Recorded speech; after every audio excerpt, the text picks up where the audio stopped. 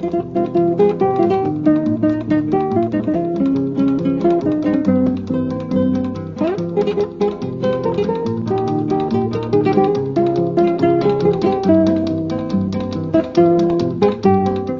mí es un honor poder hablar aquí en esta ciudad que para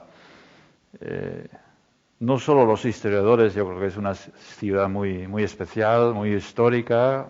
La historia ya conocéis, una parte de la historia vamos a volver a encontrar aquí. Gracias por este recibimiento. Yo, cuando Begoña me dijo que habéis preparado aquí, ya le decía, madre mía, parece que viene el presidente de Estados Unidos aquí, cuando solamente viene un catedrático de la universidad. Pero bueno, voy a intentar estar a la altura de vuestra presentación aquí y vamos a ver si discutimos un poco este tema tan importante para todos nosotros, para nuestras vidas, para nuestro futuro, que es la autonomía vasca, concretamente el Estatuto de 1936. Voy a intentar no entrar en muchos detalles, no os voy a dar muchos números, porcentajes, etcétera, etcétera, sino vamos a intentar ir al grano, vamos a intentar ver siempre un poco las grandes líneas de desarrollo con algunos hechos que hay que recordar, evidentemente, para así poder haceros un poco una idea de esta temática compleja y complicada.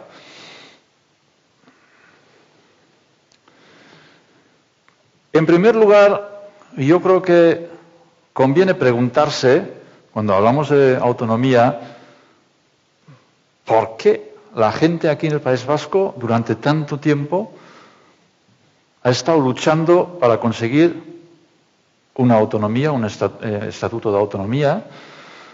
¿Por qué no se dice simplemente, bueno, pues ¿para qué quiero yo esto? ¿Por qué no les dejo a los de Madrid decidir las cosas? Pues así menos lío para mí, ¿no?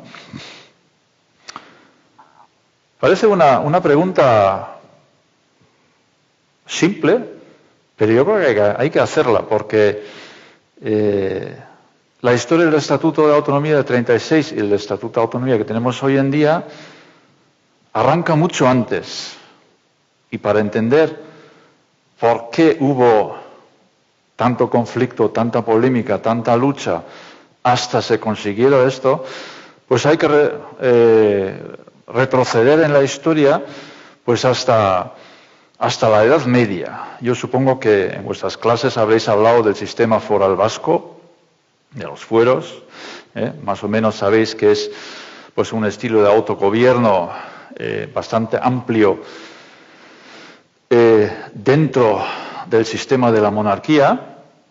Ahí están los fueros. Una característica muy particular aquí de la situación en los territorios vascos. Y luego también, pues, hay un elemento muy importante que es la lengua propia, el euskera. Una lengua que no tiene nada que ver con las otras lenguas y así pudo contribuir junto con la realidad de los fueros, del sistema foral, del autogobierno, ya desde los tiempos medievales en los territorios vascos, a que naciera a lo largo del tiempo entre la gente pues una conciencia, podríamos llamarla particularista, una conciencia en el sentido de decir, bueno, aquí tenemos algo especial que no tienen los otros y que nos hace diferentes a los otros. Ni mejores ni peores, pero simplemente diferentes. Tenemos algo particular aquí, ¿no? La lengua y nuestros fueros. Entonces, para reflejar un poco este proceso de formación de una conciencia entre la gente de ser algo especial, algo particular, a mí siempre me gusta recurrir a fuentes de fuera,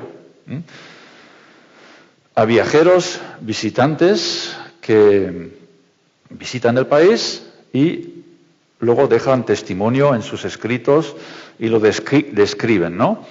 Entonces, yo he recurrido a un compatriota mío, Wilhelm von Humboldt, gran académico, gran político de principios del siglo XIX, finales del XVIII.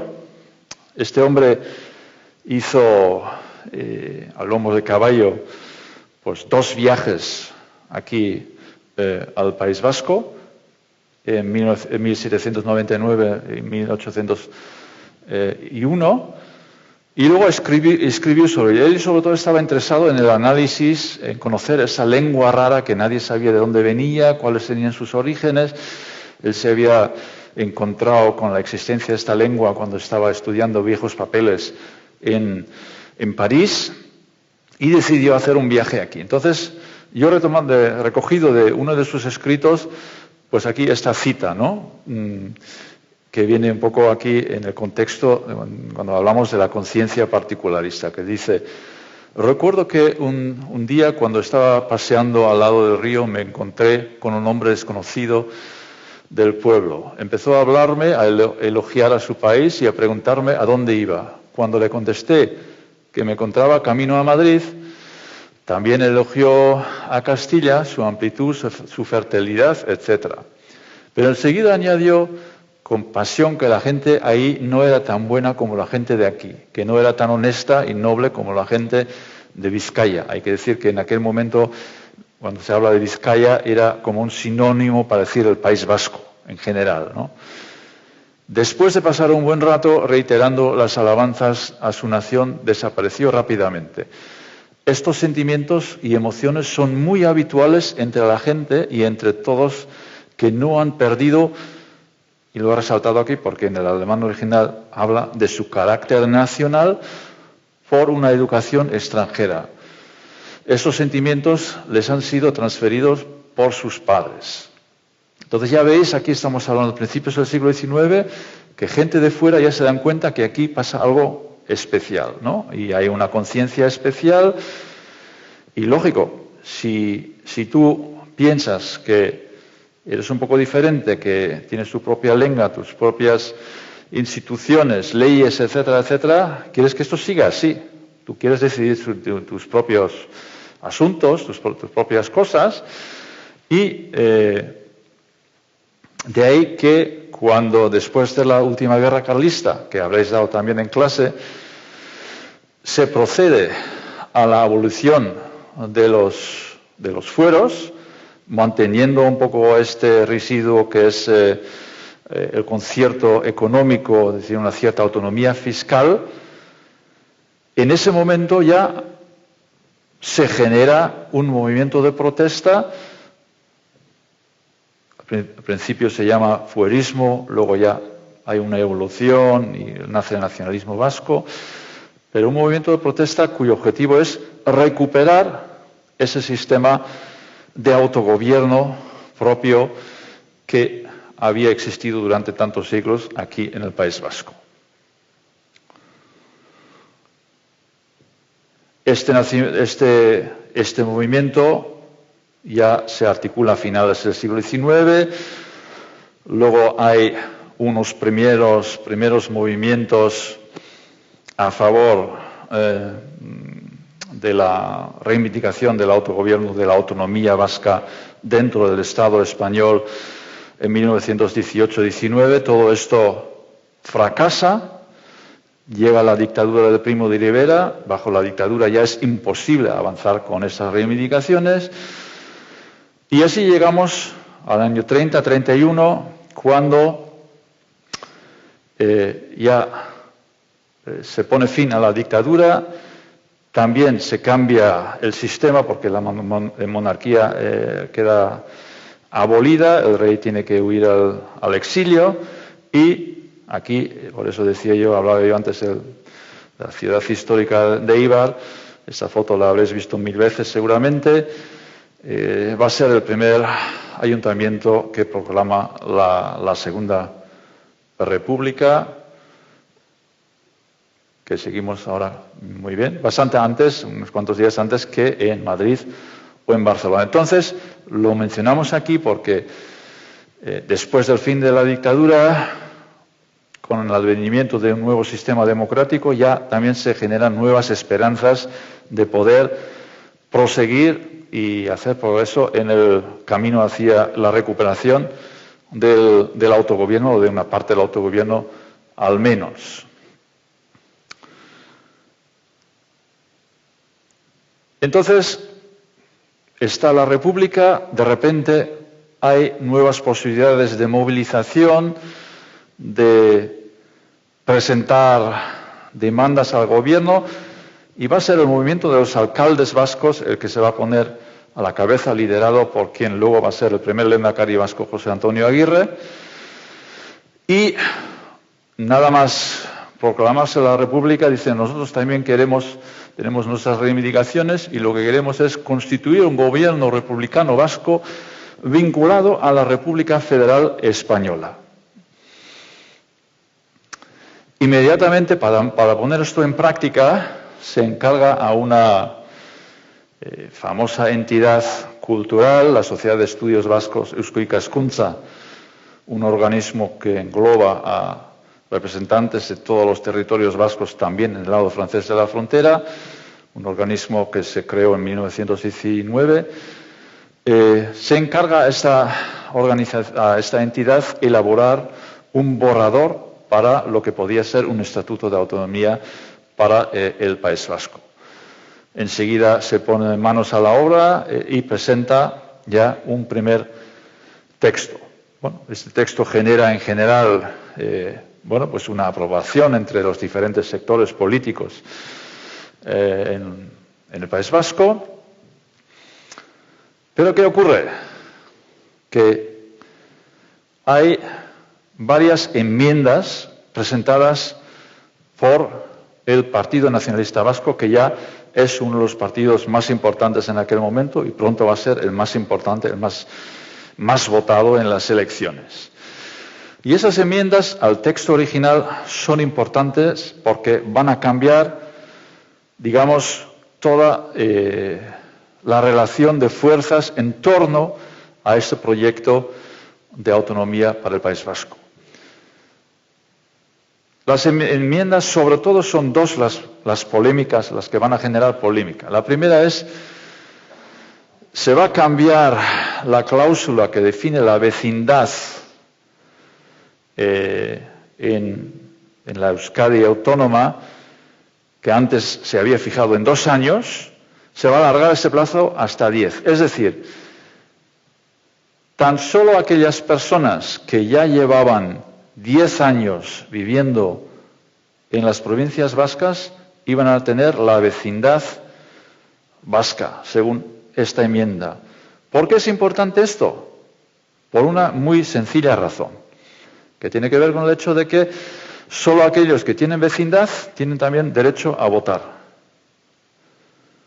Entonces, si se aprueba esta enmienda, quiere decir que todos los que han venido a cualquier lugar del País Vasco, hace 8 años, pongamos el caso, pierden el derecho a participar en las elecciones al Parlamento Vasco. Y eso, evidentemente, para todos los partidos, sobre todo el Partido Socialista, que entre sus miembros tenían pues muchos afiliados que habían venido a trabajar aquí desde fuera, pues es un duro golpe. Por lo tanto, esta ya es una enmienda que provoca la polémica. La otra es reclamar o exigir la competencia para el gobierno vasco de mantener relaciones especiales, directas, con el Vaticano. Eso igual no vais a entender a primera vista dónde hay el problema. El problema hay, en relación con esto, es que la cuestión religiosa era una cuestión muy, muy polémica en aquel entonces, porque la Iglesia Católica en general había apoyado siempre a las fuerzas políticas de la derecha, y por lo tanto, evidentemente, los partidos de la izquierda veían con muy malos ojos que se le otorgara al gobierno vasco una relación directa con el Vaticano, para quizá puentear decisiones que se habían adoptado en el Estado español por un gobierno de la izquierda. Entonces, la cuestión religiosa, bueno, podríamos hablar mucho de ello, no hay tiempo, simplemente que sepáis, es una cuestión muy polémica en aquel momento. Introducir esa cláusula provoca inmediatamente las protestas por parte de los sectores de la izquierda.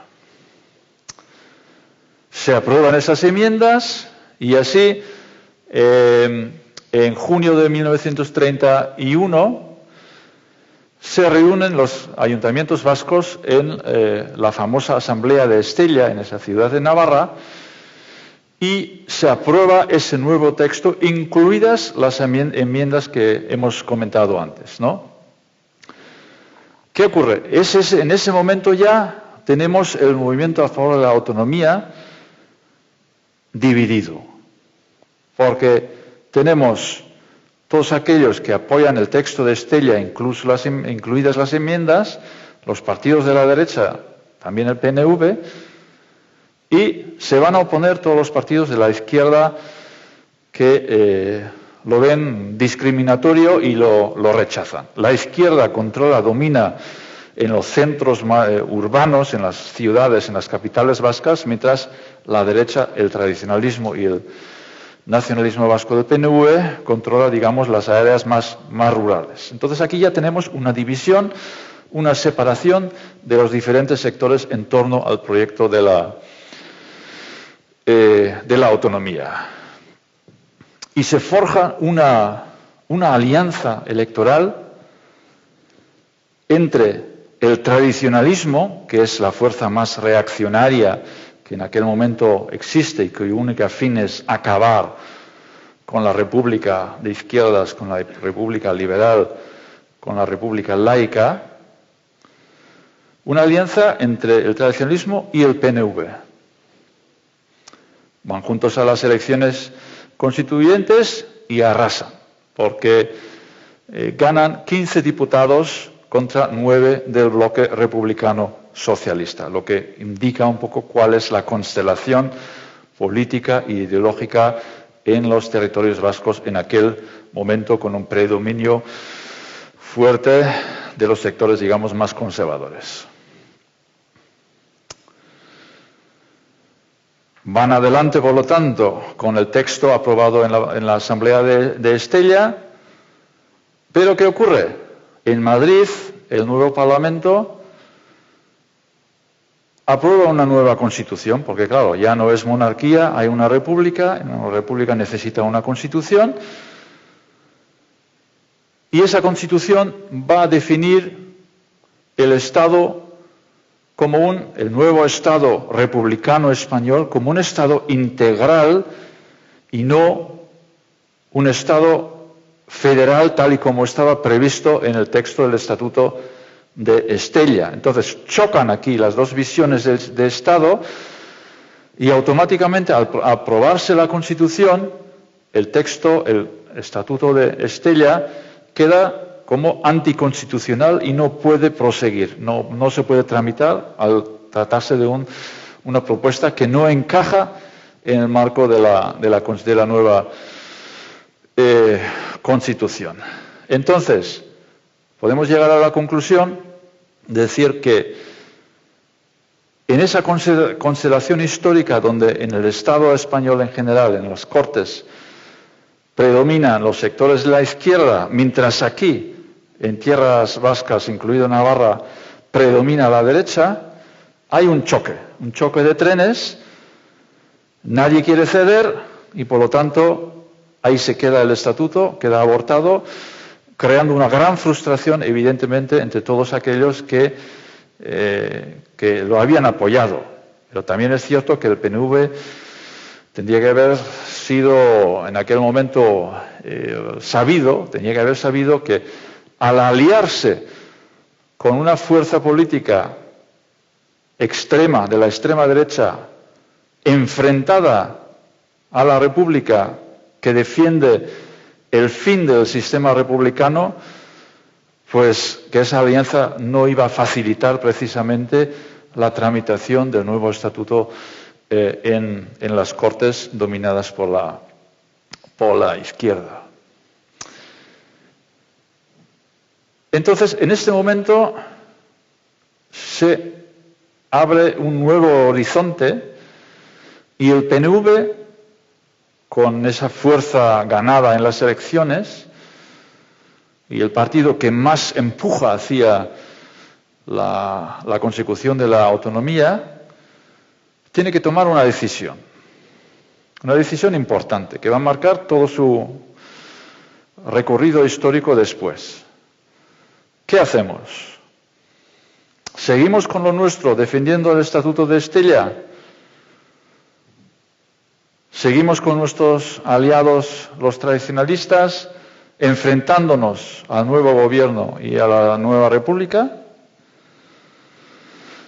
¿O flexibilizamos un poco nuestra postura, dejamos aparte los maximalismos e intentamos llegar a un acuerdo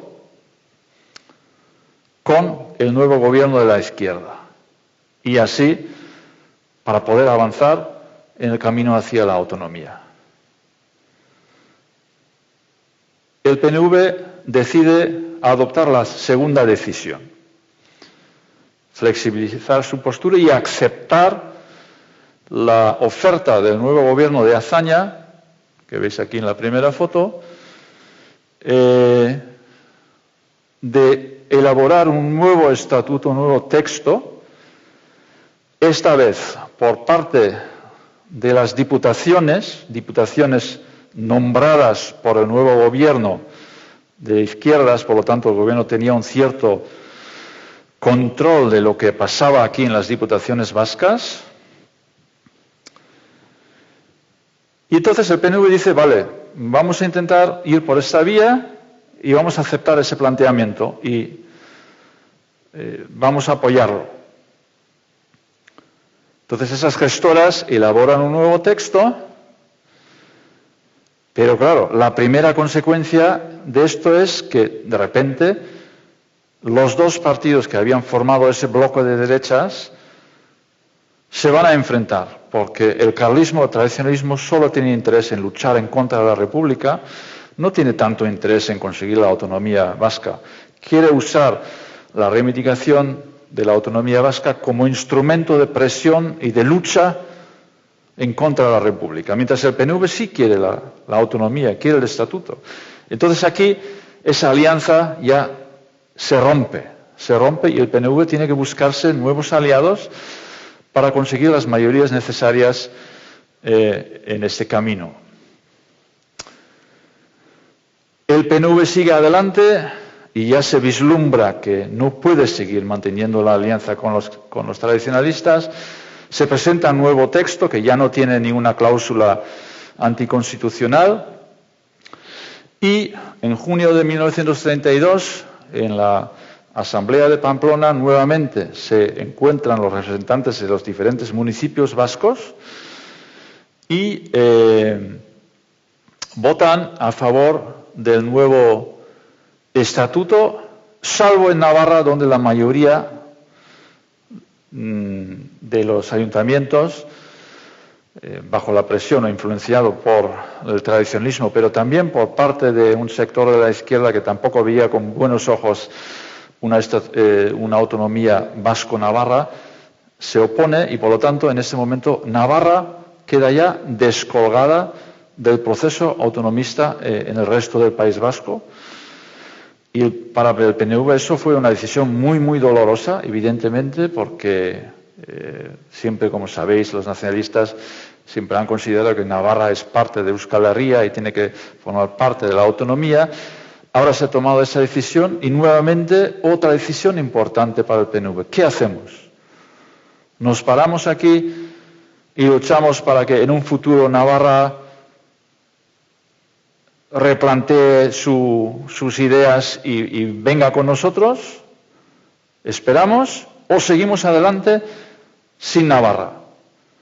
Y nuevamente se opta por la salida más pragmática de salir adelante sin Navarra, y en este momento ya, a la vista de que los tradicionalistas habían boicoteado la Asamblea de Pamplona y habían luchado en contra del estatuto, la ruptura entre el PNV y el tradicionalismo es ya total.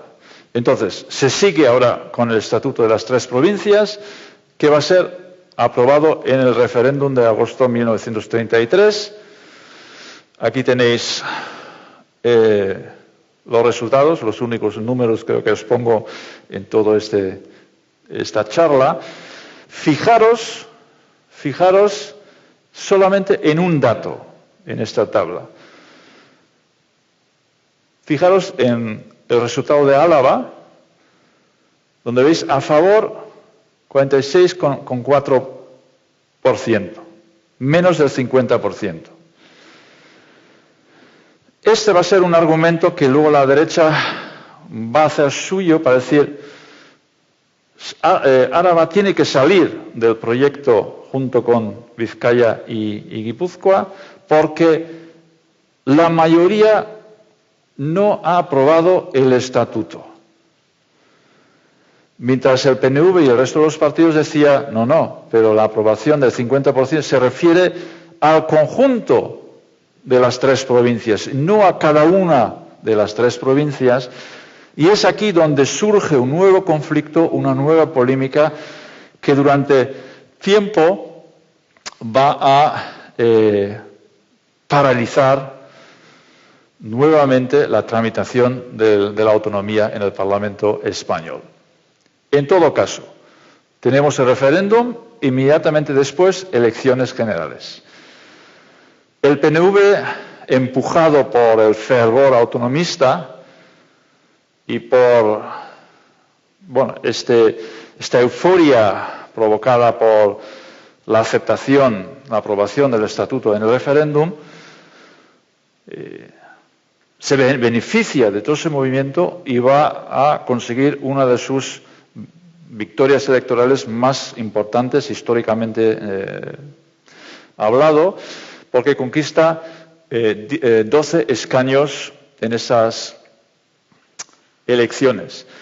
En Navarra, el bloque de la derecha va a arrasar, situación en Navarra, por lo tanto, bastante diferente, y la izquierda pierde tanto en las provincias vascas como en el Estado en general, lo que va a provocar el cambio de gobierno y se va a poner un nuevo gobierno, digamos, más centro-derecha y menos favorable a la autonomía vasca, sobre todo porque la derecha, y no podemos entrar aquí en muchos detalles, pero va a aprovechar el tema de Álava que antes os he comentado para, en la comisión de las Cortes, del Parlamento, bloquear el progreso, la tramitación del Estatuto de Autonomía del País Vasco.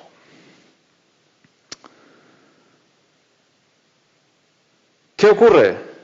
Tenemos un nuevo gobierno, tenemos el año 1934 donde va a haber unos conflictos importantes como la huelga revolucionaria de 1934 o también un conflicto entre el nuevo gobierno centro-derecha y el PNV porque el nuevo gobierno quiere modificar unas cláusulas importantes del concierto económico. No vamos a analizar esas cuestiones con más detalle, simplemente decir y apuntar la consecuencia, porque el PNV y su gente va a sufrir, tanto como los partidos de la izquierda, la represión por haber participado alguna de sus gentes, algunos de sus obreros en la movilización de octubre de 1934, se va a enfrentar al gobierno por el tema del concierto económico y, por lo tanto, aunque no lo quiera, poco a poco se va acercando más a los partidos de la izquierda, porque se da cuenta de que si en algún momento se puede dar la autonomía sería gracias a la cooperación entre la izquierda y el PNV, porque la derecha está todavía mucho más opuesta a la autonomía que la izquierda. Entonces, poco a poco, y sobre todo liderado por gente como José Antonio Aguirre, un hombre, digamos, más liberal, más abierto, más moderado, más pragmático, irá transformando un poco el perfil del PNV y lo va a sacar de su alianza con la derecha y para meterse más en el centro, de manera que tendría más fácil hablar y negociar con los partidos de la izquierda. Entonces, una vez ya claro que va a ser la izquierda la que, si en un momento llega, va a traer la autonomía, las elecciones de febrero 36, en las cuales gana el Frente Popular, abren una nueva ventana para el optimismo y para la esperanza, desde el punto de vista del PNV, que, insisto, es el partido que más empuja y más ha trabajado, o trabajó en aquel entonces a favor de la autonomía. Tenemos un nuevo gobierno de izquierdas, del Frente Popular, e inmediatamente ya José Antonio Aguirre, el representante del PNV en las Cortes, pues junto con Indalecio Prieto, el líder de los socialistas, en una comisión especial para la tramitación del estatuto, pues pone manos a la obra y saca ya el texto del estatuto después de tantos meses o años incluso de esa parálisis, para ponerlo todo en marcha otra vez. Los trabajos van avanzando, hay una buena sintonía. Muchas veces solemos olvidar, ¿no?, en política, cuando hablamos de política, ¿por qué funcionan las cosas? Pues las cosas muchas veces funcionan por una cosa tan sencilla y tan simple, que entre unos líderes pues hay una química personal, que se entienden bien, aunque sean de mundos ideológicos completamente diferentes, ¿no? Pero si hay una confianza, si se entiende bien, si dices, ese tío me cae bien y yo creo que puedo confiar en lo que me dice, que lo va a hacer, pues entonces las cosas suelen ser mucho más fáciles de conseguir. Y eso funciona entre Prieto y Aguirre, y nosotros en nuestras publicaciones lo hemos estudiado mucho. Son dos hombres completamente diferentes desde todos los puntos de vista, os podéis imaginar, pero tienen una química, tienen una mutua confianza, y esos dos paran todos los ataques de la derecha y sacan adelante el estatuto en la comisión. Entonces ya comienza la guerra civil, lo que no va a frenar esa tramitación, y cuando ya Manuel Irujo, el líder navarro del PNV, entra en el gobierno republicano como ministro sin cartera, señala con ello que ya había empezado la guerra. ¿En qué lado va a estar el PNV? El lado de la República, en la defensa de la República, porque por primera vez en su historia hace una cosa que pocos años antes hubiera sido absolutamente impensable: mandar un afiliado suyo como ministro al gobierno, no al gobierno vasco, sino al gobierno español, que es un gesto simbólico muy importante, y todo eso facilita todo lo demás. Y así, pues el 7 de octubre, después de haber sido aprobado por las Cortes, las que todavía están en libertad, el texto del estatuto, el 7 de octubre del 36, José Antonio Aguirre es elegido lehendakari por unanimidad, por esa nueva alianza entre el PNV y los partidos del Frente Popular. Pues el texto del estatuto es un texto muy breve, mucho más breve que el que se había sometido al referéndum en el 33, y realmente, aunque engloba las tres provincias, Vizcaya, Guipúzcoa, Álava, tan solo funciona, dada la situación de la guerra, en Vizcaya y una pequeñísima parte de Álava y de Guipúzcoa. Y va a funcionar, como todos sabéis, tan solo durante escasos 9 meses, porque eso es lo que va a tardar Franco en conquistar a los territorios vascos en el frente del norte. Sin embargo, y eso también lo hemos estudiado bastante bien en nuestras publicaciones, podemos decir que pese a todas estas limitaciones y la situación de guerra, bajo el gobierno de Aguirre, Euskadi se convierte en un pequeño estado semi-independiente con grandes capacidades de autogobierno, porque mantiene relaciones internacionales con diferentes gobiernos. Pone en marcha el ejército de Euskadi, 40.000 soldados más o menos en 90 batallones de partidos y de sindicatos para luchar contra los surgentes franquistas.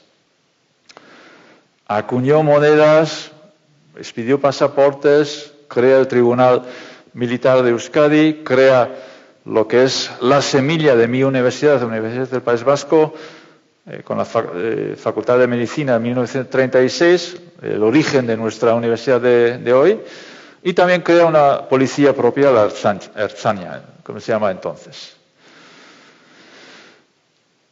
Luego, queda poco más que contar porque ya Franco conquista el Frente Norte, conquista Vizcaya, las tropas entran en Bilbao en junio del 37 y eso da lugar ya a un nuevo periodo de represión y de exilio para el nuevo gobierno vasco, que primero va a Barcelona, que todavía es una ciudad libre, donde por cierto se van a encontrar las sedes también de los otros dos gobiernos, el gobierno de la Generalitat, el gobierno catalán, y también el gobierno republicano va a estar en Barcelona durante una temporada.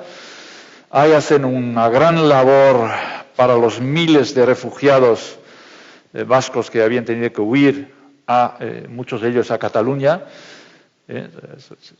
Es realmente sorprendente en esas circunstancias cómo el gobierno vasco pues mantiene esta capacidad de gestión tan importante para ayudar a miles y miles de familias vascas que habían tenido que huir de la guerra, ¿no?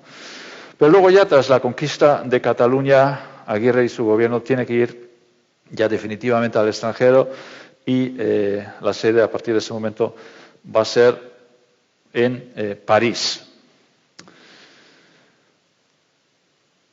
Quizá desde el punto de vista, y por eso le he dado el título Vencidos pero no silenciados a este último apartado,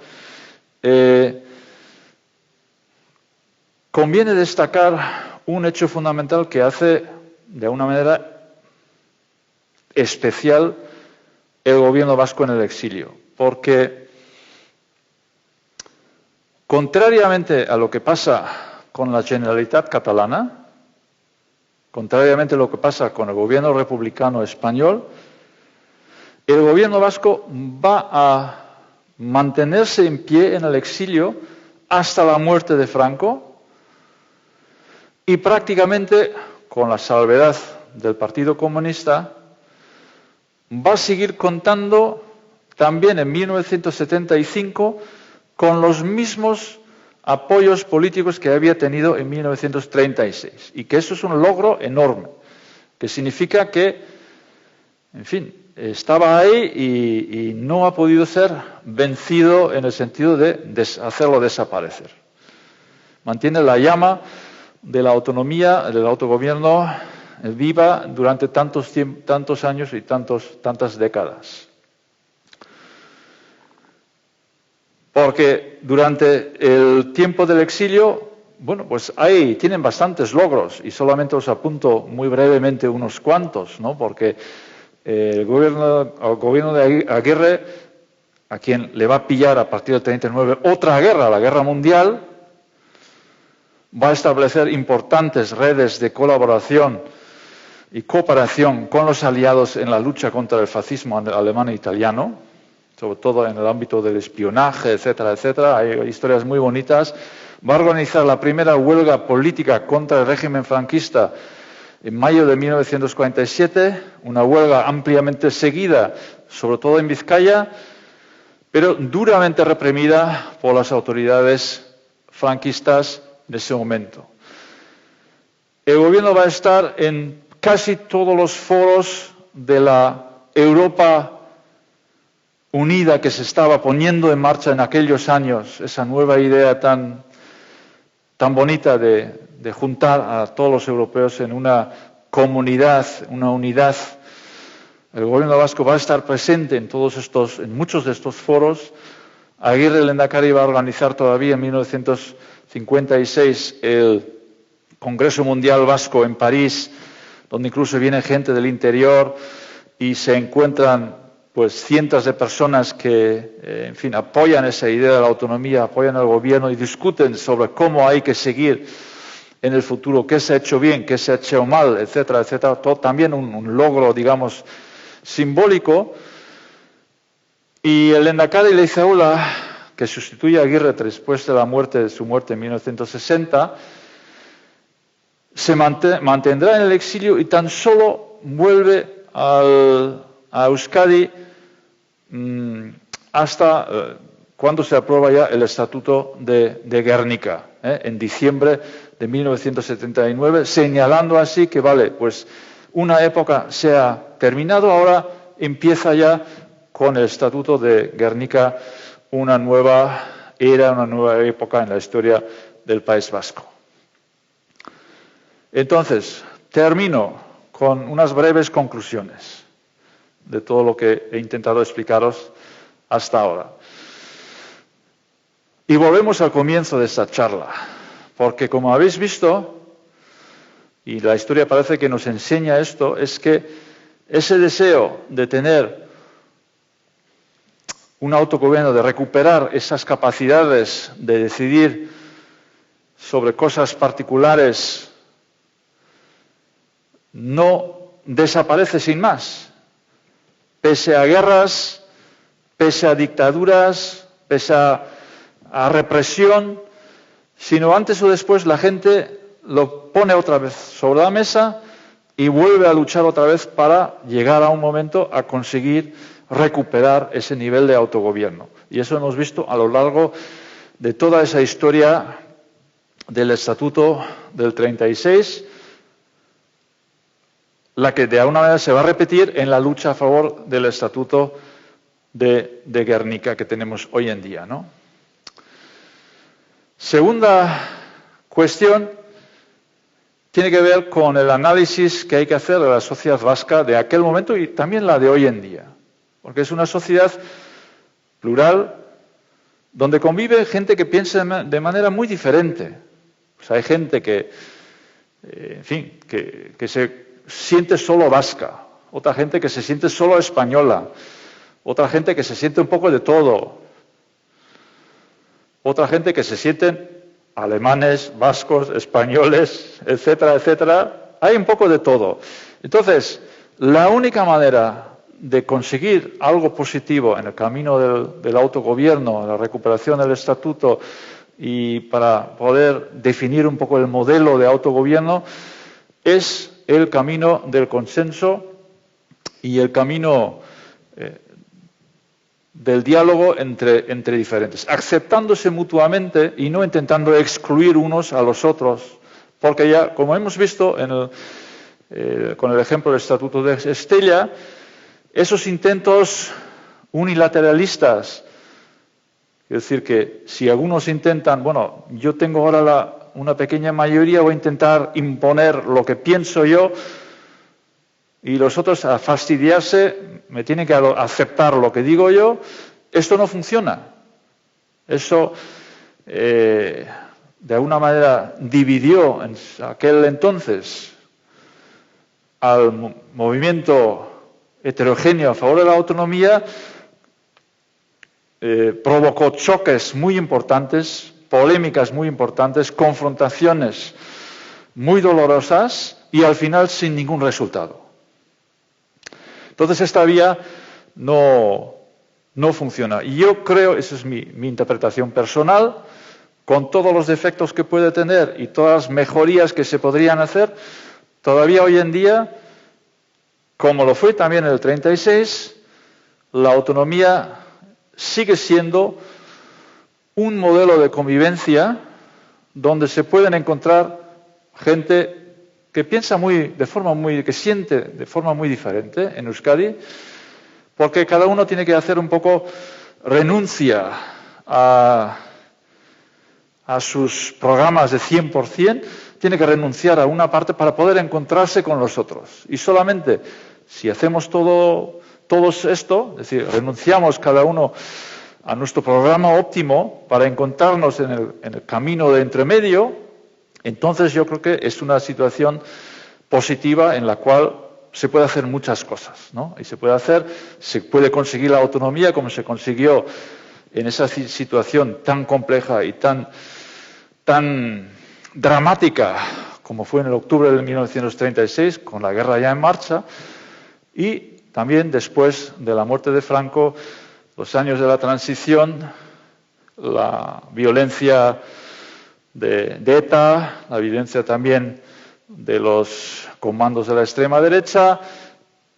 También dentro de ese clima tan adverso se consiguió un nuevo estatuto, el Estatuto de Gernika, que creo yo sigue siendo, con todos sus defectos, insisto, pero un buen punto de encuentro. Por lo tanto, he llegado al final. Muchas gracias por vuestra paciencia.